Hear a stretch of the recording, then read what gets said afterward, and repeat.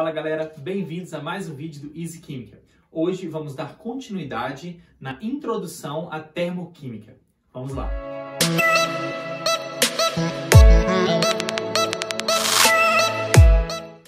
Então, nós temos aqui entalpia padrão de uma substância. Na última aula, nós vimos que a entalpia é um valor medido, do calor de uma reação química quando essa reação acontece. Ela pode liberar ou absorver calor. Se ela absorver calor, nós vamos chamar de uma reação endotérmica. E se ela libera calor, nós vamos chamar de uma reação exotérmica, certo?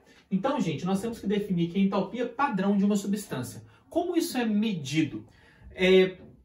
Essas medidas, elas acontecem no estado padrão, E o que é esse estado padrão? É definido como estado físico alotrópico e cristalino mais comum e estável a 25 graus e 1 atm. Turma, quando vocês olham, existem os alótropos, O que são os alótropos? São compostos químicos diferentes, certo? Só que formados pelo mesmo tipo de átomo. Então, por exemplo, nós temos o carbono grafite e o carbono diamante. O carbono grafite, ele tem uma estrutura e o carbono diamante uma outra estrutura. Só que ambos são formados por átomos de carbono. Só que o diamante é o diamante, o grafite é o grafite, com características completamente diferentes. Então, são substâncias diferentes, certo? Que apresentam a formação pelo mesmo átomo. Todos são formados pelo átomo de carbono. Então, nós vamos falar que o carbono grafite, que o grafite e o diamante são alótropos do carbono. Então, qual é que a gente vai olhar? Aquele que é mais estável na natureza, a 25 graus em 1 atm, que é o estado padrão, esse alótropo mais estável é aquele que vai apresentar maior variedade, é o que apresenta maior quantidade na natureza. Portanto, nós vamos falar que a entalpia desses compostos mais estáveis é igual a zero. Então, a entalpia padrão de uma substância simples no estado padrão vale zero, é nula. Então, lembre-se disso, a entalpia é nula. Então, aqui eu coloquei dois exemplos, de um gráfico que mostra a entalpia, em quilojoules, que é o valor, da variação aqui do calor que vai ser liberado ou absorvido numa reação. E aqui eu coloquei dois compostos no estado, dois alótropos do oxigênio, que é o oxigênio gasoso molecular e o O3, que é o ozônio.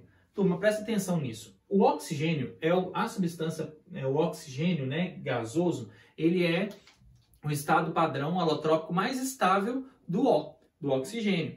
Enquanto que o ozônio, ele é uma substância simples, mas não é o mais estável. Ou seja, aqui nós percebemos que eu coloquei um valor de zero para a entalpia do O2, porque a substância simples no estado padrão mais estável tem entalpia nula, E o ozônio, ele já é o valor, tá vendo? 142 positivo. Ou seja, para você transformar o oxigênio em ozônio, ele precisa de absorver, um ΔH aqui, de 142 kJ de energia para que essa reação aconteça. Então, uma reação endotérmica. Agora, olha só, carbono grafite e carbono diamante. O que nós temos mais estável, que a gente encontra maior estabilidade na natureza, é o carbono grafite, a 25 graus e 1 atm. Ou seja, para eu transformar o carbono grafite em carbono diamante, eu preciso de absorver essa quantidade de quilojoules aqui, um valor também positivo. O importante é você saber que o carbono grafite, como ele é a substância mais estável, ele tem um valor de entalpia zero. O oxigênio gasoso, como é mais estável, valor de entalpia zero. Então, isso é padrão, é definição, tá bom? Agora, olha só. O estado padrão mais estável, ali eu coloquei os dois, Carbono, grafite e o oxigênio gasoso. Outros você precisa de decorar também, porque sempre eles cobram, no vestibular eles cobram você saberem todos esses compostos na sua forma alotrópica mais estável. Então nós temos aqui, o carbono grafite, o oxigênio gasoso, enxofre rômbico, existe o enxofre monocíclico e o enxofre rômbico. O rômbico é o mais comum, portanto ele tem entalpia de formação igual a zero. O fósforo vermelho, nós temos o fósforo branco, fósforo vermelho. O vermelho é o mais comum deles, o mais estável, portanto zero. Nitrogênio gasoso, hidrogênio H2, cloro, flúor, bromo líquido e o único metal líquido que é no seu estado padrão mais estável é o mercúrio, que ele é um metal líquido, portanto tem uma entalpia zero. Todos os outros metais vão ser sólidos com sua entalpia zero, tá? Ferro zero, magnésio zero, todos terão entalpia zero, porque ele é a forma mais estável, a forma sólida deles.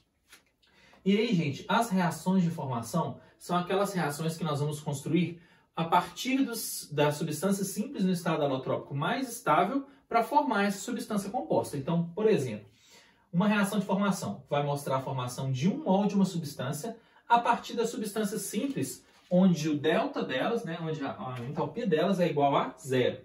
Então, olha só esse exemplo. Eu tenho aqui o carbono grafite mais o oxigênio, transformando em carbono, em gás carbônico, né, o dióxido de carbono. Lembrando que aqui nós temos a entalpia zero. O que significa isso? Entalpia zero, que esses dois aqui estão na sua forma alotrópica mais estável. Portanto, a entalpia vale zero, certo? E isso está se transformando nisso. Então, nós temos um ΔH aqui de menos 394 kJ, que é o final menos o inicial. Menos 394 menos zero, menos 394, não é isso? Então, basta a gente pensar o seguinte, ó. Eu tenho o carbono grafite mais o O2 gasoso se transformando em CO2. Em CO2 gasoso. Olha só, como é a reação de formação de um composto. Você pega o composto, pega os seus compostos, né? Os seus componentes, seus átomos. Carbono, coloca carbono. Oxigênio, coloca oxigênio. Soma os dois. Só que eles têm que vir daquele mais estável. Então, qual é o carbono mais estável? É o diamante? Não. Você vai colocar grafite. Mas, qual é o oxigênio mais estável? É o O3? Não. É o O2. Então, você vai pôr O2. E aí você faz a reação. Se eu te perguntasse, por exemplo, como eu formaria a glicose? C6H12O6. Como é que eu faço para fazer a reação de formação dela? Basta você partir dos seus átomos do estado físico-alotrópico mais estável. Então, carbono, qual que é o carbono que eu tenho que usar? Grafite. Mais hidrogênio, qual é o hidrogênio mais estável? Hidrogênio gasoso, você tem que decorar. Mais, qual é o oxigênio mais estável? O2 gasoso. Somei todos os átomos aqui e chego na molécula que eu quero, né? No composto que eu quero. Agora tem que balancear. Você tem 6 carbonos do lado de cá, 6 carbonos do lado de cá. 2 Hs, 6 Hs. 6 vezes 2, 12. 12. Oxigênio você tem 2, oxigênio você tem 6. 3 vezes 2, 6. Então aí eu consegui fazer a reação de formação da glicose a partir dos seus átomos no estado alotrópico mais estável. Beleza? Bom, então vamos ver um exemplo aqui, né, desse tipo de reação de formação e como que é cobrado. Então vamos lá. Qual a quantidade de energia trocada na reação de formação de 360 gramas de óxido de ferro 2? Óxido de ferro 3, no caso. Então, olha só. Eu te dei a reação química. É uma reação de formação do óxido de ferro 3, né? Olha lá. Fe2O3, partindo do oxigênio gasoso, que é o estado alotrópico mais estável, e o ferro sólido. Então, ela já está balanceada. E atenção no seguinte, turma. Aqui você tem 1 mol de Fe2O3, certo? Ou seja, você libera 825 kJ para cada mol, porque 1 mol está sendo formado. Lembra que a definição de entalpia padrão de formação é para a formação de 1 mol do composto? Então, se eu tenho aqui 1, significa que essa quantidade é formada para cada... é liberada, né? Ou absorvido, dependendo. Nesse caso aqui, ó, absorvido, que é positivo, a cada mol de óxido de ferro produzido. Ou seja, como que nós vamos fazer isso? Ele está te pedindo 360 gramas. Eu sei, turma, que a massa molar do Fe2O3 é 160 gramas por mol, certo? 160 gramas por mol. Isso aqui a gente faz aí, soma 56 vezes 2 mais 16 vezes 3, né? Que é a massa molar. E aí, o que nós sabemos também? Que 1 mol produz essa quantidade. Então, se a gente queima 1 mol, né? Se a gente produz 1 mol do Fe2O3, eu tenho que absorver 825 kJ. joules de energia. Só que 1 mol não é a mesma coisa de 160 gramas para o óxido de ferro? Então, 160 gramas libera 825 quilojoules de energia para formar ele. Só que nós estamos utilizando 360. Se eu estou utilizando 360 gramas, significa que eu tenho que produzir X. Aqui, uma regra de 3 simples, né? Daqui para cá, ó, a gente pode facilitar. Eu dobrei, então daqui para cá, basta eu dobrar o valor. Portanto, X vai ser igual a 825 vezes 2, 1.650 quilojoules de energia que são absorvidos para ter que formar 360 gramas do óxido de ferro 3. Agora vamos falar um pouquinho das reações de combustão. Primeiro, reações de combustão, gente, são reações de queima, ok? Reações comuns de queima. E todas elas são exotérmicas. Quando você colocar a mão no seu foguinho lá, você não vai queimar a mão, porque está liberando energia para você, certo? Então, uma reação exotérmica, porque libera muita energia. E as reações de combustão sempre vão ter o combustível, que é o que vai ser queimado, e o comburente. Geralmente, o comburente mais comum que vai ser utilizado é o O2 gasoso aqui. Existem outros também, né, comburentes que a gente usa, tipo hidrazina, para poder propelente de foguete e vários outros tipos aí também que podem ser utilizados. Mas o mais comum que vai aparecer numa reação de combustão vai ser o O2, tá? Então, para ter combustão, tem que ter um comburente. Comburente, na maioria dos casos, O2. Se eu pegar aqui o enxofre sólido, vamos fazer a reação de combustão dele. Se eu te pergunto, qual é a reação de combustão do enxofre? Primeiro, pega o enxofre, você quer queimar ele, coloca oxigênio, porque tem que ter o oxigênio, que é o nosso comburente. E vai virar o quê? SO2 gasoso. Pronto, só juntei e fiz um óxido dele. Essa é a queima do enxofre. Só que ele poderia aparecer também de uma forma diferente. Poderia aparecer o SO3, só que aí seria uma reação de combustão completa. Vou falar a diferença já já. Agora, olha esse, N2 gasoso, quero queimar o N2 gasoso, o nitrogênio. Basta colocar o oxigênio e eu vou produzir o NO gasoso. Só que eu tenho 2 de cada, multiplico por 2 aqui. Ah, pessoal, como é que eu não sei que não... Por que eu sei que não formou o NO2 gasoso? Porque eu não te falei nada, não tem como você saber, né? Ele teria que te dar uma dica, falar se a reação é completa, incompleta, para você saber qual produto que você obteria. Mas esses aqui são só alguns exemplos para vocês poderem entender como que pode aparecer, como que faz uma reação de combustão. Coloca o oxigênio e produz o seu óxido aqui nesse caso. Agora, olha só, quando a gente fala, né, que na termoquímica nós vamos trabalhar mais com as reações de combustão dos compostos orgânicos, que são aqueles compostos que têm C e H majoritariamente. Então, olha só, às vezes vai aparecer um oxigênio também e tudo mais. Então, olha aqui, ó.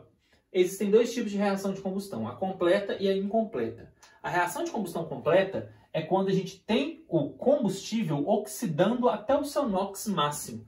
Então, como eu disse, nesse caso nós ainda vamos aprender a calcular NOx mais para frente, não precisa se preocupar com isso. Então, aqui, ó, menos 2, aqui é mais 4. Então, nesse caso, nós temos o NOx do oxigênio como o mais 4. Agora, se eu fizesse uma reação de combustão, olha só, produzindo o outro óxido, que é o trióxido de enxofre, gasoso, eu teria aqui oxigênio NOx menos 2 vezes 3, mais 6. Está vendo que aqui o NOx está maior do que o de lá? Então, significa que essa é uma combustão completa, porque ela alcançou o maior NOx do enxofre. Já o mais 4 foi uma combustão incompleta. Então, ele deveria te falar, né, essas informações para você conseguir montar se ele quer a reação completa ou não. Te falar se o NOx é o máximo ou não, tá? Então, aqui, ó, se oxidou até o seu NOx máximo, nós temos uma reação de combustão completa. Não precisa se preocupar com isso agora, que depois em reações químicas nós vamos falar disso mais detalhadamente. Agora, o que você tem que saber? Em um composto orgânico, uma reação de combustão completa vai liberar o CO2, que é o carbono, o dióxido de carbono com seu maior NOx, e vapor de água. Então, olha como é simples. Deixa eu falar o seguinte, um carro queimou etanol. Como é que eu faço a reação de combustão do etanol? Coloco o etanol, né, te dou a fórmula dele. O que eu preciso? Comburente. Coloquei o O2. O que tem que liberar? Se ele te falou que é completa, libera CO2 gasoso mais vapor de água. Pronto, acabou a reação. basta você balancear agora. Nós temos aqui, ó, 2 carbonos, segue a regra do macho, né? Metal, metal, carbono, hidrogênio e oxigênio. Hidrogênio, 5 mais 1, 6. 2, 3 vezes 2, 6.